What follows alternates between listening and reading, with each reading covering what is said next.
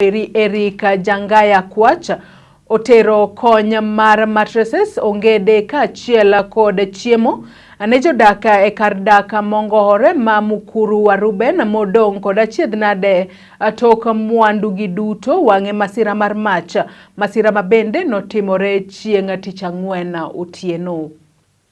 Former MP na current sitting MP wakashikana wakafanya press conference wakasema wamepata freeze order. Ukweli ama uongo?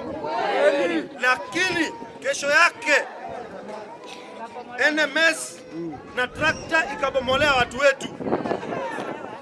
Nani anafaa kutetea wananchi wapewe hata muda waondoe mali yao ndio kubomolewe? Hatukatai maendeleo. Hapo kuna uongozi? Hakuna. Kuna uongozi? Hakuna. Kama kuna uongozi nione kwa mkono hivi. Hakuna. Nakuambia. Mimi najua siri.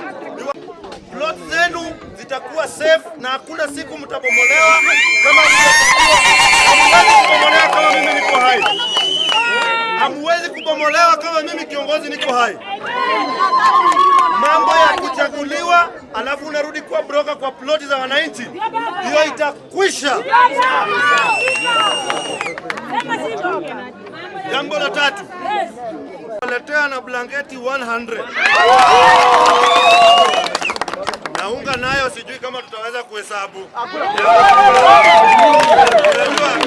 Unajua saa ile watu wako na shida lazima washibe ndio wafikirie shida yao watatatua namna gani. Sasa tukimaliza hapa taenda huko wale wameathirika wapatie hiyo nini yao, lakini najua mko na uongozi kwa hapa kwa ground hapa, kupangana vizuri usikuwe na shida. Si ni sawa? Basi. Alafu unajua kunanga ugali bila mboga.